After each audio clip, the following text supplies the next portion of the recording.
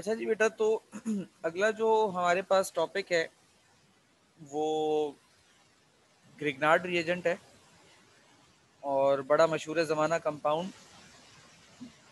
Grignard साहब को अपनी इस गलती पर नोबेल प्राइज़ भी मिला है 1912 में। एक साइंटिस्ट थे विक्टर ग्रिग्नार्ड, उन्होंने गलती से ग्रिग्नार्ड रिएजेंट बना लिया था और 1912 में इस गलती पर इनको नोबेल प्राइज़ दिया गया था। अब ये गलती क्या थी आप ये देख सकते हैं। तो ग्रिग्नार्ड रिएजेंट क्या है भाई? ऑल दी अल्काइल मैग्नीशियम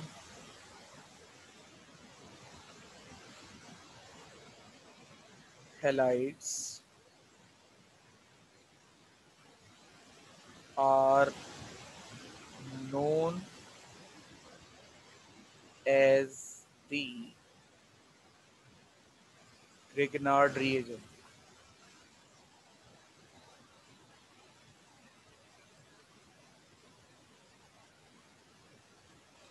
ठीक है भाई, जितने भी अल्काइल मैग्नीशियम हैलाइड हैं वो सारे के सारे ग्रिग्नार्ड रिएजेंट कहलाते हैं। अच्छा, इसकी एग्जांपल अगर मैं दूं तो इसकी एग्जांपल हमारे पास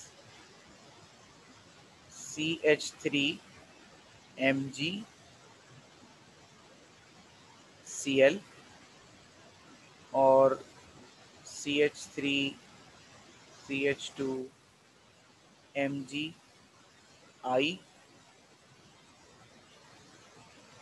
CH3CH3MgMg और Br। ये मैंने कुछ आपके सामने अल्काइल वो लिख दिए हैं ग्रिग्नार्ड रिएजेंट। अब इनके नाम लिख लेता हूँ। देखो, इसको कहेंगे मीथाइल मैग्नीशियम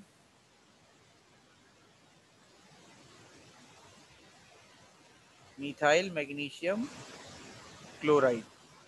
ठीक है, इसे क्या कहेंगे? इसे कहेंगे बेटा ethyl. Magnesium iodide. Very good, magnesium iodide.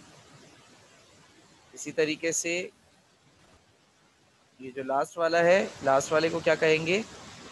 Tertiary butyl tertiary butyl magnesium bromide. अच्छा भाई देखो, मैंने 3 लिखे हैं, इसका ये मतलब मत समझना कि यही 3 जो है वो ग्रिग्नार्ड रिएजेंट है। नहीं बेटा, ग्रिग्नार्ड रिएजेंट आप 1,00,001 बना लें, मसले वाली बात नहीं है। ठीक है ना? आप लाखों बना लें ग्रिग्नार्ड रिएजेंट, फिर कह रहा हूँ कोई इशू नहीं है। बस होगा क्या ग्रिग्नार्ड रिएजेंट के मैकेनिज्म में, जब मैं इसकी प्रिपरेशन अभी बताता हूँ तो उसमें बताऊंगा। अब सबसे पहले तो सवाल ये है कि ऐसा क्या है इस रिएजेंट में कि जिसकी वजह से इस ग्रिग्नार्ड को नोबेल प्राइज मिला। तो इसके एडवांटेज तो समझो कि इसका फायदा क्या है, क्यों ग्रिग्नार्ड साहब को नोबेल प्राइज दिया गया। Advantage of Grignard reagent. तो ग्रिग्नार्ड रिएजेंट के जो फवाइद हैं, जरा इनकी बात पुरस करें।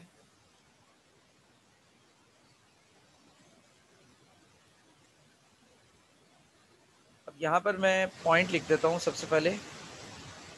In most of the organic compounds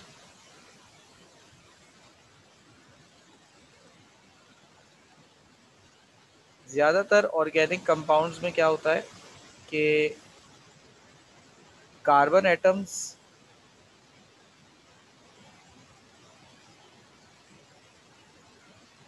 are neutral, या तो वो न्यूट्रल होते हैं, आइदर न्यूट्रल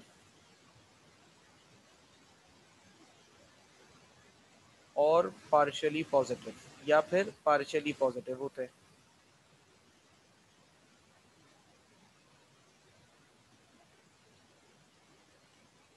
ठीक है, but in Grignard reagent,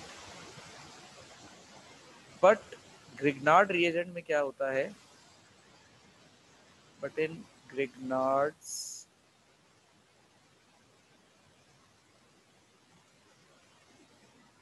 but in Grignard's reagent, neutral होते हैं इलेक्ट्रोकेमिकली। नहीं नहीं, नेगेटिव होते हैं। Carbon atoms attach to magnesium, जो मैग्नीशियम से कार्बन एटम अटैच होता है, वो वाला कार्बन एटम, सिर्फ पूरे चेन की बात नहीं हो रही है, सिर्फ वो वाला carbon atom is partially negative. वो वाला जो कार्बन है वो क्या होता है भाई, पार्शियली नेगेटिव होता है। अब पार्शियली नेगेटिव होने की वजह से फायदा क्या है, therefore therefore electrophile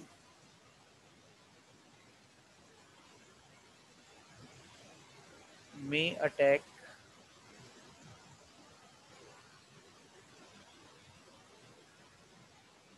at such carbon atom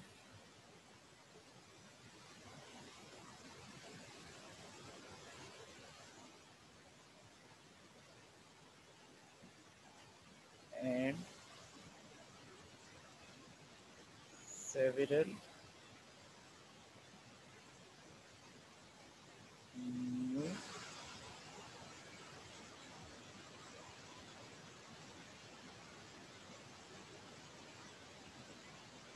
may be synthesized। अभी तक जो मैंने बात लिखी बेटा, ये मेरे ख्याल से आप लोगों को शायद समझ में आई भी हो।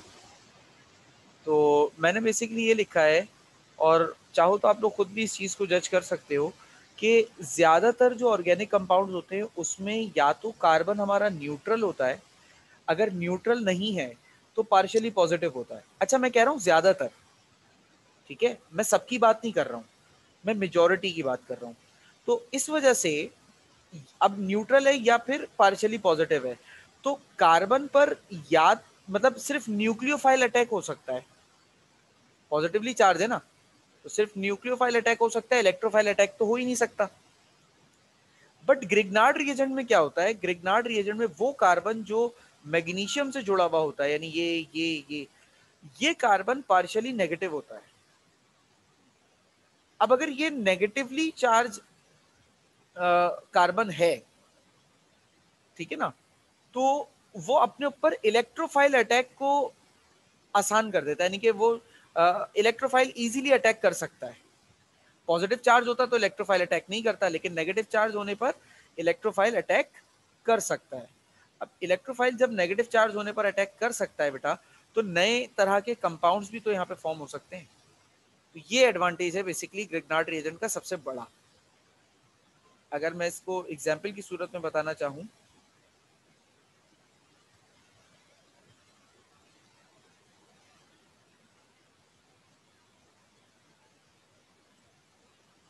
तो CH3 Mg, सर ये कंपाउंड स्टेबल होता है? ये कंपाउंड स्टेबल किस लिहाज में, मतलब मतलब आसानी से हम, नेगेटिव चार्ज आने से स्टेबल हो जाएगा? हाँ हाँ, मतलब ये कहना चाह रहे हो कि हम इसे कंटेन कर सकते हैं, रख सकते हैं, इस्तेमाल कर सकते हैं, उस लिहाज से पूछ रहे हो, किस लिहाज से पूछ रहे हो? जी सर। हाँ बिल्कुल बेटा, कर सकते हैं, बहुत इजीली इसको कंटेन किया जा सकता है, क्योंकि ये अगर पार्शियली नेगेटिव है तो मैग्नीशियम इसके अंदर बेटा पॉजिटिवली चार्ज होता है ना, तो चार्ज ओवरऑल बैलेंस होना चाहिए। ओवरऑल तो चार्ज इसके अंदर बैलेंस ही होता है। ठीक है,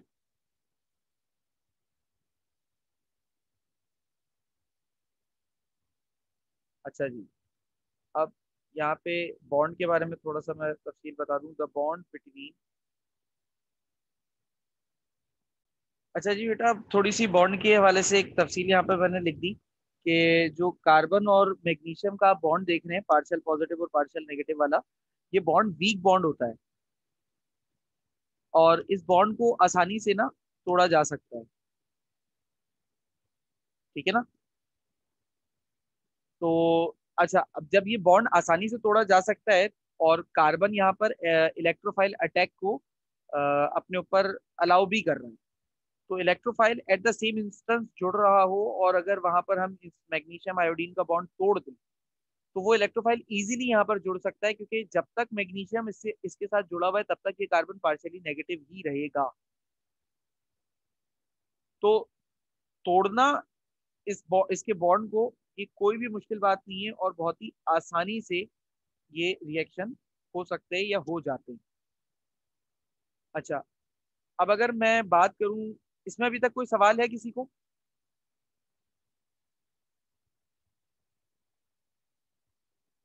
बेटा कोई सवाल? No sir.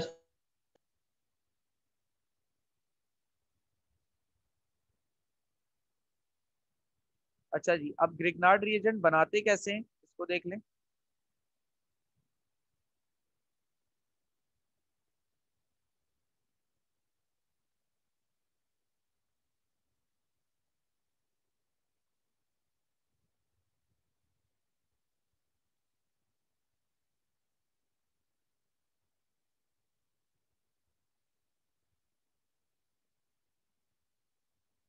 अच्छा भाई, बस थोड़ी सी देर की बात है, पूरे ग्रिग्नार्ड रिएजेंट नहीं कराऊंगा, सिर्फ प्रिपरेशन और ये फॉर्मेशन मतलब जो बेसिक्स हैं वो कंप्लीट कर रहा हूँ। मुझे 10-15 मिनट दे दें, फिर क्लास ऑफ करूंगा। तो अच्छा देखो, ग्रिग्नार्ड रिएजेंट बनाने के लिए मैं सबसे पहले क्या होता है भाई, अल्काइल अल्काइल हैलाइड लूंगा और अल्काइल हैलाइड का रिएक्शन मैं मैग्नीशियम से करवा दूंगा।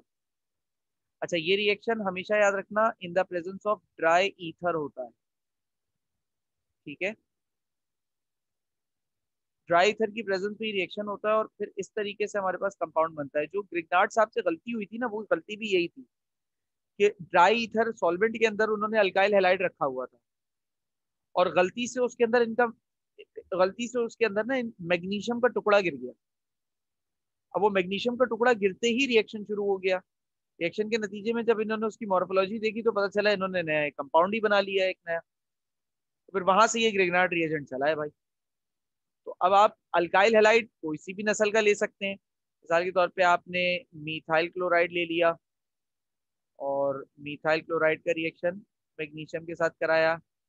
अच्छा, ड्राई ईथर कह सकते हैं या एक और लफ्ज भी इस्तेमाल होता है बेटा, एनहाइड्रस भी कहते हैं। एनहाइड्रस और ड्राई का मतलब एक ही होता है, यानी कि विदाउट वाटर। ठीक है? एनहाइड्रस ईथर, तब भी आपके पास ये फॉर्म हो जाएगा CH3Mg और Cl। और CH3CH2Br का रिएक्शन अगर मैं मैग्नीशियम से करवा दूं in the presence of dry ether. बेटा आवाज आ रही है? जी सर। ग्रिग्नार्ड रिएजेंट की। अच्छा, अब इसके अंदर जो फंक्शन है, ड्राई ईथर यहाँ पे क्या काम कर रहा है, ड्राई ईथर के फंक्शन को देख लेते हैं। तो function of dry ether,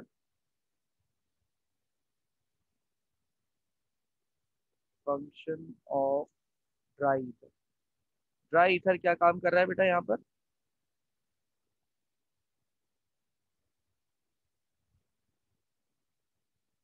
dry ether का जो पहला फंक्शन है यहाँ पर वो है to provide medium for reaction, provide medium for reaction reaction करने के लिए ये एक तो मीडियम प्रोवाइड करता है, और दूसरा टू डिसॉल्व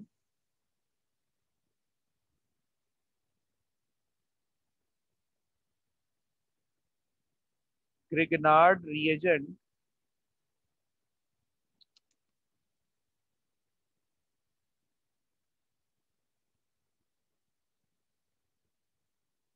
दूसरा काम इसका ग्रिगनार्ड रिएजेंट को डिसॉल्व करना होता है। ठीक है। अच्छा, हम ड्राई ईथर की जगह एक और चीज यूज कर सकते हैं, टेट्रा। ये बाद की रिसर्च है, मतलब ग्रिगनार्ड साहब ने ड्राई ईथर से काम किया था। ये बाद की रिसर्च है कि यहाँ पे हम टेट्रा हाइड्रो फ्यूरान नाम का एक कंपाउंड होता है, ये कंपाउंड भी यूज कर सकते हैं ग्रिगनार्ड रिएजेंट की जगह पर। लेकिन ये बहुत मतलब बाद की रिसर्च है, ये उस वक्त की नहीं है जो ग्रिगनार्ड साहब का एक काम है। Also be use in place of dry. ठीक है ना, ड्राई ईथर की जगह पे हम इसका भी इस्तेमाल कर सकते हैं, लेकिन हम अपने कोर्स में इसका कहीं भी जिक्र देखेंगे नहीं, टेट्राहाइड्रो फ्यूरॉन का। सही भाई। अच्छा, अब यहाँ पर चूंकि जो कार्बन है वो नेगेटिवली चार्ज है, ठीक है ना, तो इसका क्या है कि नेगेटिवली चार्ज अपने ऊपर इलेक्ट्रोफाइल को आने देगा, याद रखना। ठीक है ना, अगर कार्बन यहाँ पे नेगेटिवली चार्ज होगा तो इलेक्ट्रोफाइल कौन होता है, जिसके ऊपर पॉजिटिव चार्ज होता है। तो पॉजिटिव चार्ज स्पीशीज यहाँ पर आसानी से रिएक्ट कर पाएगी। और किस तरह के रिएक्शंस ये देता है, मजीद जो रिएक्शंस अगर हम बता दें इसकी,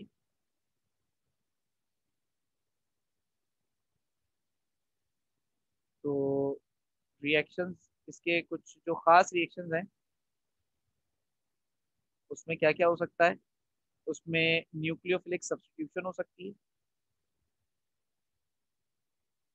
न्यूक्लियोफिलिक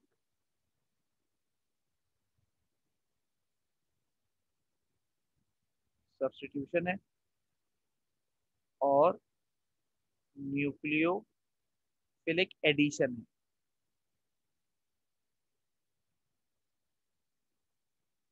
अब ये न्यूक्लियोफाइल कौन होता है, जो न्यूक्लियस लविंग होता है, यानी कि नेगेटिवली चार्ज होता है। तो ये चीज तो मुमकिन नहीं हुई। हाँ, न्यूक्लियोफाइल सब्स्टिट्यूट जरूर हो सकता है यहाँ पे। जैसा कि अभी हमने बात की है कि ज्यादातर जो रिएक्शंस हैं, मतलब जो इसके रिएक्शंस हैं, वो सारे के सारे इलेक्ट्रोफाइल से फाइल के ऊपर डिपेंड करेंगे, जो इलेक्ट्रॉन लविंग होगा।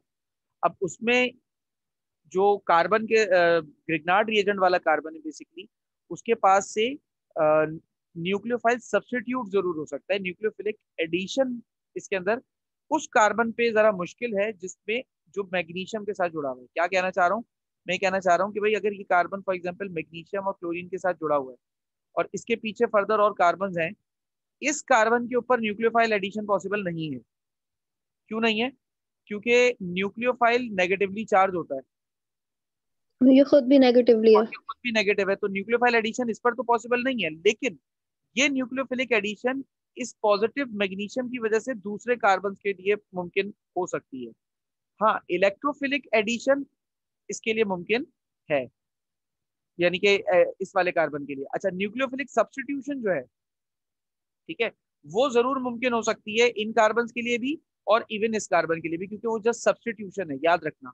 सब्स्टिट्यूशन का मतलब यही है ना कि एक हटेगा एक लगेगा, यानी कि ओवरऑल जो रिएक्शन है वो सेम रहना है, उसमें कोई कमी या बेशी नहीं होनी है।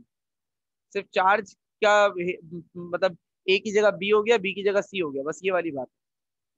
तो ग्रिग्नार्ड रिएजेंट के हवाले से थोड़ी सी और तफसील और छोटी सी कुछ बातें ये थी। अच्छा, अगर ये न्यूक्लियोफाइल वाली बात समझ में ना भी आ रही हो, ठीक है, तो आप इसको भले ही भूल जाइएगा, इतना जरूर याद रखिएगा कि कार्बन नेगेटिव है, तो जितने रिएक्शन है होंगे वो सारे इलेक्ट्रोफिलिक रिएक्शन होंगे, इतना जरूर याद रखिए। ठीक है ना। और यहाँ पर ये जो न्यूक्लियोफिलिक सब्स्टिट्यूशन या न्यूक्लियोफिलिक एडिशन की बात हुई है, ये न्यूक्लियोफाइल, ये कार्बन बिहेव करेगा एज न्यूक्लियोफाइल। कोई ये ना समझे कि न्यूक्लियोफाइल इस पर आकर ऐड हो रहा है। ये कार्बन एज न्यूक्लियोफाइल किसी और पर जाकर ऐड हो सकता है, किसी और के साथ जाकर सब्स्टिट्यूट हो सकता है। यहाँ पर जो मैंने बात लिखी है वो ये लिखी है। हाँ, मतलब इलेक्ट्रोफाइल वो इस कार्बन बोलो बोलो। इस कार्बन की वजह से न्यूक्लियोफिलिक एडिशन हो सकती है इस कंपाउंड के साथ। नहीं नहीं नहीं नहीं नहीं नहीं, मेरी बात नहीं समझ रहे। देखो, नहीं, एक मतलब इसका ये कार्बन क्योंकि नेगेटिव है ना, तो बाकी जो दूसरे कार्बन होंगे मतलब बीटा और गामा कार्बन्स, उन पे तो पार्शियली पॉजिटिव होगा, तो उनके ऊपर आराम से न्यूक्लियोफिलिक एडिशन हो सकती है। हाँ, आराम से नहीं, उनके ऊपर भी डिफिकल्टी होती है। देखो, मैं जो अभी यहाँ पे न्यूक्लियोफिलिक सब्स्टिट्यूशन या एडिशन कह रहा हूँ ना, वो ये कह रहा हूँ, फॉर एग्जांपल मेरे पास एक कंपाउंड है ए, ठीक है, और ये जो ए कंपाउंड है, इट इज इलेक्ट्रोफाइल, पूरा कंपाउंड ए। मैं एक एटम की बात नहीं कर रहा, मैं कह रहा हूँ एक कंपाउंड है ए, ऑर्गेनिक कंपाउंड, और वो पार्शियली पॉजिटिव हुआ है। जैसे वो ऊपर हमने देखा ना, कार्बोनियम आइन, सही ना, ये वैसे समझ लो। अब ये ग्रिग्नार्ड रिएजेंट वाला जो कार्बन होता है, ये होता है पार्शियली नेगेटिव, मतलब नेगेटिवली चार्ज होता है ना। तो ये कंपाउंड अब यहाँ पे कैसे बिहेव करेगा, ये कंपाउंड एज न्यूक्लियोफाइल बिहेव करेगा, यानी कि इलेक्ट्रॉन रिच बिहेव करेगा। तो ये कंपाउंड इस कार्बन के जरिए इस ए कंपाउंड पर ऐड हो सकता है। ये जो न्यूक्लियोफिलिक एडिशन है वो ये कहला रहा है, यानी कि इलेक्ट्रोफाइल इस पर आएगा ऐड होने के लिए, और ये एज न्यूक्लियोफाइल किसी पर जाएगा ऐड होने के लिए। मैं ये बात कह रहा आ गई समझ। हूँ। ओके, जो बाकी पीछे वाले कार्बन है वो अपना वही बिहेवियर यहाँ पे, जो पार्शियल नेगेटिव पॉजिटिव वाला जो एक बिहेवियर है, या न्यूट्रलिटी वाला जो बिहेवियर है, वो बरकरार रख सकते हैं। तो उनके ऊपर जो न्यूक्लियोफिलिक एडिशन या सब्स्टिट्यूशन है, उनकी बातें अलग हैं, वो इसमें मिक्स मत करना। और उनके ऊपर न्यूक्लियोफिलिक एडिशन या सब्स्टिट्यूशन का चांस भी बहुत कम होगा, क्योंकि ये कार्बन काफी ज्यादा नेगेटिव हुआ हुआ होता है। तो इतनी ज्यादा नेगेटिविटी की वजह से किसी और नेगेटिव चीज का इस मॉलिक्यूल पर आना जरा मुश्किल होता है। ये चीज है। क्लियर है भाई? अगर अब कोई सवाल है तो आप लोग पूछ सकते हैं, और हम क्लास ऑफ करेंगे।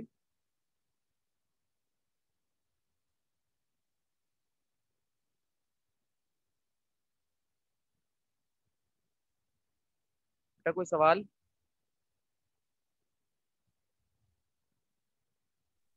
No sir. ठीक है बेटा, तो बाकी बात फिर इंशाल्लाह आपसे नेक्स्ट क्लास में हम करेंगे। तब तक के लिए अल्लाह हाफिज।